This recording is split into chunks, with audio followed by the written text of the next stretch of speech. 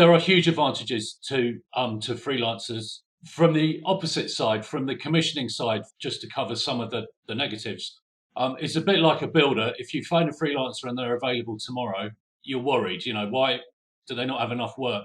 And to turn that on its head, as an ex-freelancer, you never say no to work, even if maybe it would be more sensible for you to go, you know what, I'm really going to struggle to hit that deadline unless I'm going to be working late at night after a couple of glasses of wine. John, your argument is so convincing that I'm going to stop saying I'm available tomorrow. That's the first thing that I'm going to do. 1, 2, 3, 4.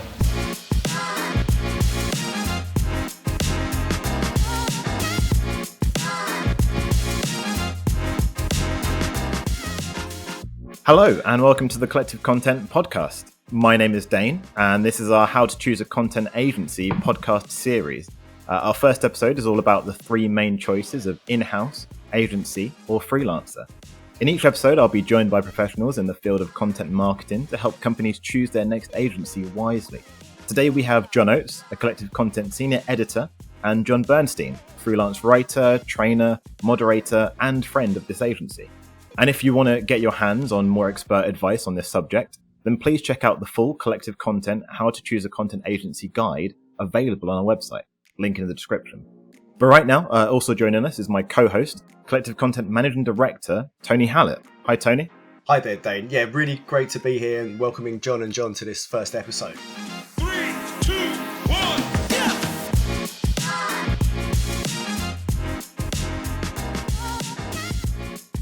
yeah! So when should a company be making the choice, Tony? It's a good question, when to make the choice. And I think the thing I would say is that most organizations come at this not from a greenfield startup position. Normally, every organization has got something already happening, and they're working to different degrees with an in-house team, with agencies, or maybe an agency, and freelancers. And it's all about getting that right mix. There are some other options. I mean, we've seen over the years, in the last 15 years or so, publishers, they'll have commercial studios, or call them other things, where they can produce commercial content for you. And of course, a lot of the chat at the moment is about AI and the role it will play. But I think that there are the three main options: in-house, agency, freelancer. And I think you're always making the choice, to be honest. You're always assessing what the right mix is. And so when making that choice, what would be considered the pros and cons of in-house, agency, or freelancer? John Bernstein? Thank you, first of all, for inviting me. Really going to look forward to this conversation. So in-house, I think one of the pros of in-house is also one of the cons of in-house. So this idea that you are very close to the company, to its ethos, to its mission, to its values, to its roadmap, to its products and its services. Actually, that's one of the cons of being in-house as well, because sometimes you can be too close. Some distance is incredibly useful, I think, when you're creating content, when you're writing after all, you're writing for the reader, the listener, or the viewer. You're writing for the customer or the would-be customer. So being able to take that perspective requires a little bit of distance. I think one of the downsides of being in-house is sometimes you can be a little bit too close. John Oates? I'd agree. I think there's always a danger that the in-house teams sort of revert to the marketing messages because they know them so well, without thinking, what does this mean to someone from outside the company, or even slightly outside your industry? What does it mean just to a reader who's chanced upon this content? And either an agency or a freelancer can give you that bit of distance and maybe convert your marketing messages into real language. I'm going to also add something which you might not expect from someone on the agency side, which is a pro of in-house, around cold, hard financials. And what I mean by that is if you've got enough work, even with the extra cost of employing someone full-time with, taxes, holidays, sick pay, you name it, if you've got a solid week of work, you will get better bang for your buck through an in-house team. And that's just a cold financial calculation. I'm not saying you won't also need agencies and freelancers. It's when there's not enough work or it's unpredictable when you want the agility of those other channels. But it's overlooked. But I've certainly heard it from clients over the years that says, actually our cost per hour is less with the in-house people. It can lead to problems down the line, but that can absolutely be true. I think the counterpoint is that everyone thinks that content is predictable and that you can easily create 3.5 pieces per week, week in, week out.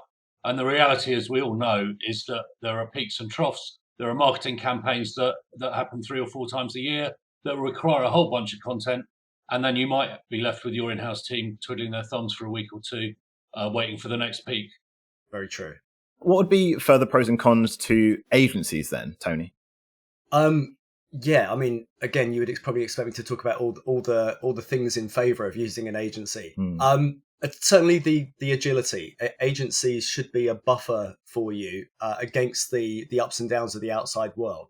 What I mean by that is you have a predictable relationship. You know how much you're probably going to be spending, can vary, but you might have a set monthly spend. And the agency is the one out there dealing with what's changing in the market, dealing with having the right people on the right pieces of work.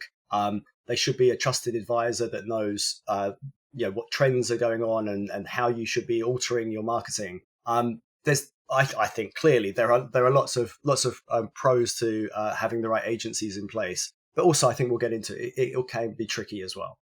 Yeah, let me add a tricky, and then I'll add a positive to this discussion. I think one of the things that can be tricky is clearly not all agencies are built the same, and some agencies that do, for example, that do content as a bolt-on, you can very obviously see that they do content as a bolt-on, and actually it's a specialist. It's not a skill, but it's a craft and a series of crafts, and getting the right people who know and understand those crafts and know how those crafts go together, not just writing, but editing and sub-editing and commissioning, creating infographics, creating audio, creating video. Those are crafts that learns over a period of time. So having an agency for whom content is a bolt-on is, I think, a danger sign. In terms of the positives, just building on, well, I won't build on it, but I'll just echo Tony's point around agility and scale. Clearly, that's an advantage. The other advantage, I think, is if you do find an agency that has hired well and has hired people that know how to, and here comes an overused term, knows how to tell stories, knows how to hire storytellers, then you're onto something, I think, really quite good and really quite interesting. And I'm tempted to say ex-journalist, as there are at least 3 ex-journalists on this very podcast, but they learn certain skills or certain crafts that are really useful in terms of being 100% transferable to this kind of content. So let me give you 3. So the first one is the ability to ask questions, not only intelligent questions, but also dumb questions. Often you ask a dumb question, you get a very interesting answer. But they understand that you're asking questions in the service of that reader, that listener, that viewer. So what I call the 5 W's and the inconvenient H of storytelling, the who, the what, the why, the when, the where, and the how. Asking those questions in the spirit and in the service of the reader is really important. So that's number 1. Number 2, and it's obviously related, is understanding what's most important. So you've asked those questions, you've done your research, understanding what is the most important aspect of this and being able to surface that most important part of the story. And then number 3, which is very obviously related to number 2, is knowing what to leave out, is knowing what to exclude from your storytelling. There's a real danger, and I say it all the time with content marketing and the like, where people have tried to cram absolutely everything into their stories, and they are stories written by committee. Whereas what a journalist does, and a little bit like the political phrase, to govern is to choose. Well, to edit is to choose. And that ability and that confidence to know what to include as well as what to exclude is really, really vital. So if you've got an agency that's hired well and has the right skills, then I think you're onto a good thing. Yeah, I'd agree with that. I think the issue with some agencies is that you can be buying a black box and you're not really sure what you're getting and where it's coming from. John Bernstein's covered the skills. There's also quite a boring process to doing this, about interviewing people, about doing your research before and after, about doing the writing and the editing and the sub-editing. Going through those steps, which again is second nature to ex-journalists and sub-editors, really helps hone the best possible copy. In filmmaking, they talk about, as a dated phrase now, but the cutting room floor, the bits that get removed, the fat that gets removed, that is really important. Particularly, I think, creating content for the web where time is limited and you don't have 2,000 words and 20 minutes of someone's time. You've got to get to the message quickly.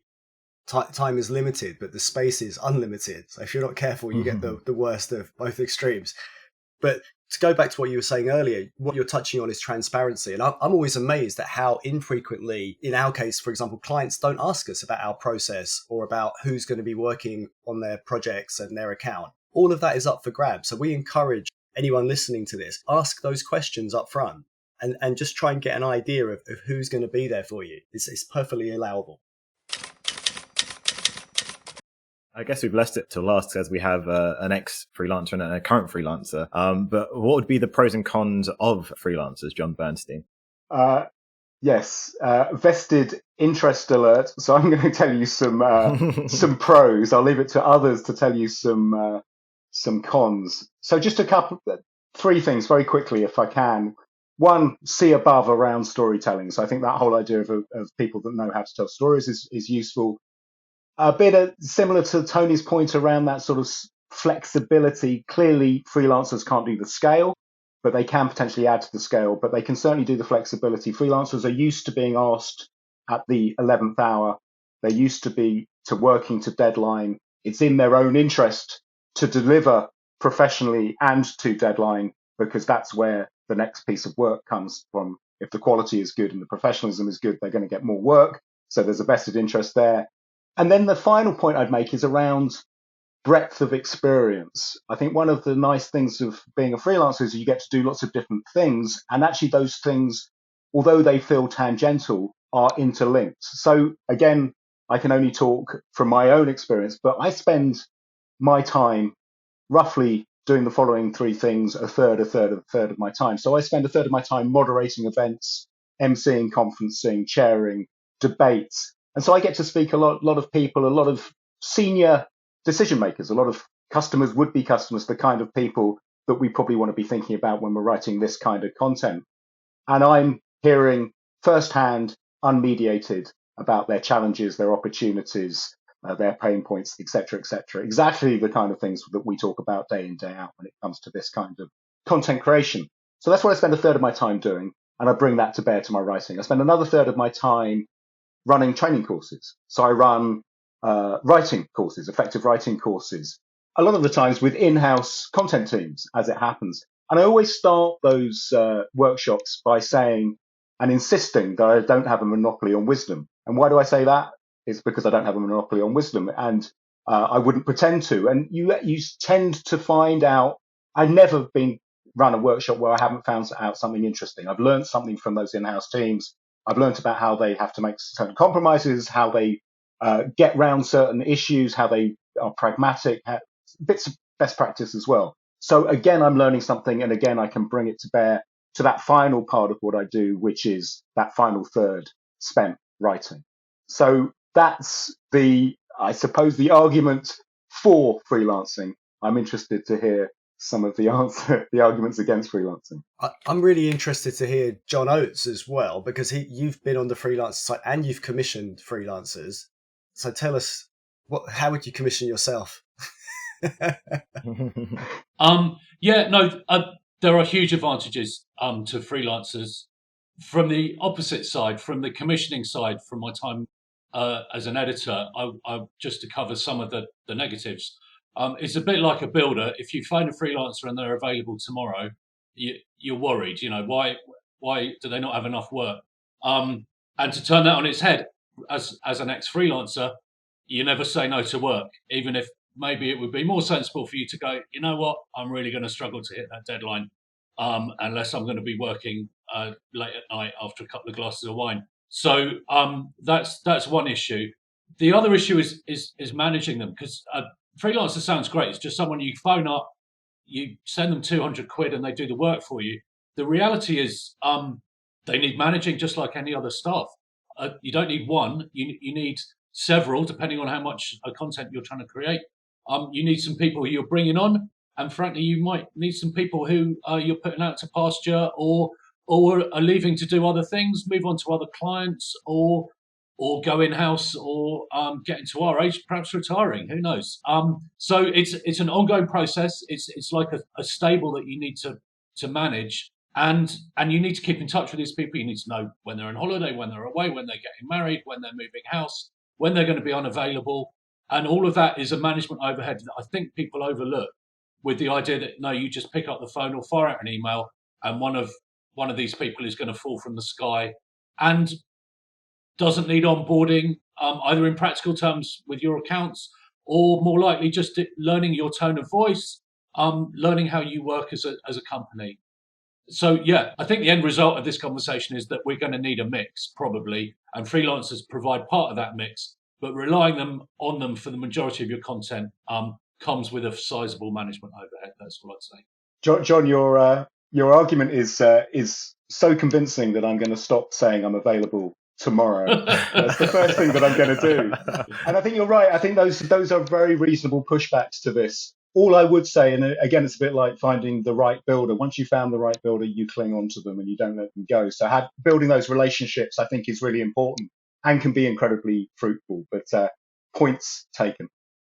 We're big fans of freelancers here. We don't base our business only on freelance talent. So John Bernstein, we work with you. We work with a small number of really unbelievably great freelancers for reasons of quality and sometimes niche expertise. Unlike some other agencies, as I say, where we happen to have most of the talent in house, but it works. It's a really great setup. And on the sort of the negative side, if we're thinking about a company, an organization commissioning freelancers, I think, John, as you touched on the idea of the juggling freelancers who it's like a hub and spoke relationship. And a lot of the freelancers aren't going to be talking to each other. So you're centrally trying to sometimes balance and manage what multiple people are doing. And there was another really brief point. We touch on this in our episode around onboarding and legal. Sounds dull. It's a really great episode. But a lot of big organizations can't bring on freelancers onto their books. And sometimes, therefore, we get into this in this other episode where they have to use a go-between if they really, really want a particular person. And that can have issues around liability. So who's actually employing who in that setup? So I think we and in-house teams can be big fans of freelancers, but everyone can also go into this eyes wide open.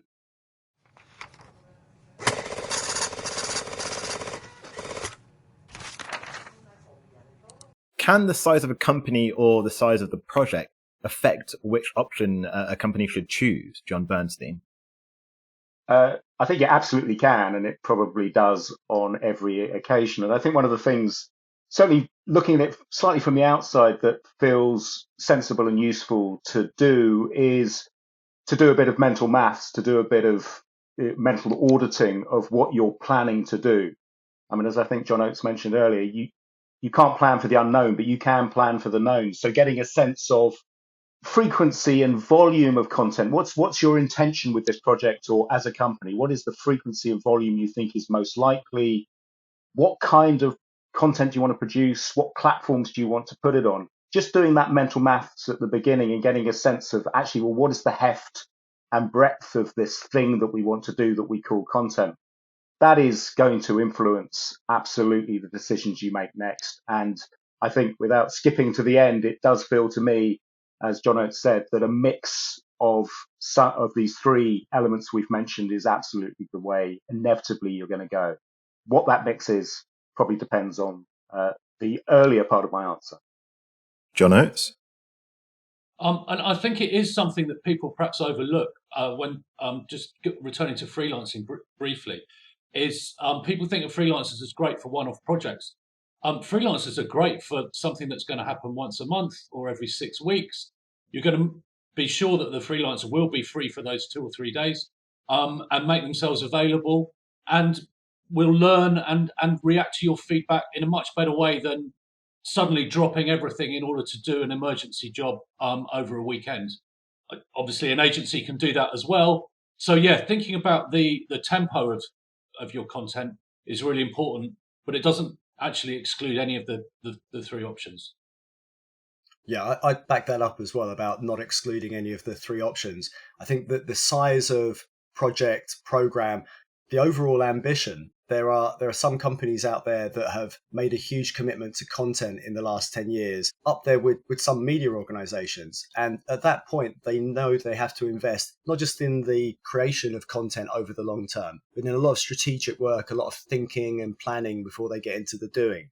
And if you're going to do that, you inevitably are going to need in-house, agency, certain freelancers. And what I would say is you need that commitment. So to what John said about the regular involvement, get that in a contract, get that locked in, have a 12-month outlook at least, where you can have the predictability of those agile outside workers as if they were your in-house team, even though they're contracted, they're not on your payroll. Just lock it in and bring them all together.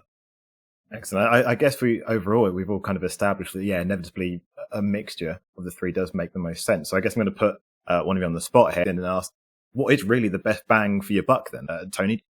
I'm going to say it depends, right? Classic answer. I said at the very beginning that all things being equal, if you had predictable, large amounts of work, you will get a lower average cost by employing people. And straight away, John Oates, you jumped on it and said it's not predictable, that, and which is normally always the case. I think it's always a blend, and you just have to call it as you see it for the next few months ahead. I don't think there's any one formula that works for every organisation. I'd also say getting the relationship right between your agency and the person who's managing that agency is really important. I'm talking now as someone who works at an agency. It's fantastic that when we know that we have one point person who is devoted to content creation.